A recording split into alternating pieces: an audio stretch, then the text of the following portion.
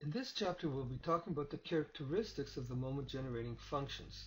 Now, there are three major characteristics that you should be familiar with. The first one is that there is a one-to-one correspondence between a random variable and the moment-generating function. What does that mean? Well, that means that if I recognize, right, that I have a moment-generating function of a certain type, then I know for a fact that it would belong to a specific random variable, right, or a specific distribution. And the other way around. Okay, if I have a specific distribution or random variable, then it would have only one moment-generating function.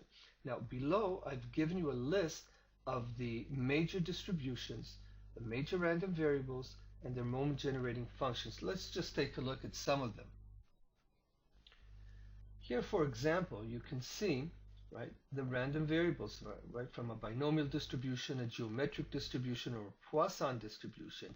And this, then, is the form of the moment-generating functions for each one of these distributions. Let's take a look at the second characteristic. Well, the effect of a linear transformation on a moment-generating function is this. We have the moment-generating function of a linear transformation of x at point t. Well, that equals to e to the power of bt times the moment-generating function, right, at at. Okay. Now, since this is so easy to prove, let's just do that right here. Okay, we're looking at the moment-generating function of ax plus b at point t. Okay, that's a linear transformation here, right? Where we have, okay, ax plus b, that would be, for example, y. Now, that's equal to what? Well, that's the expectation by definition. That's the expectation of e to the power of t times ax plus b. Okay? Now, what does that equal to? Well, that equals to the expectation of e to the power of t times ax times e to the power of t times b.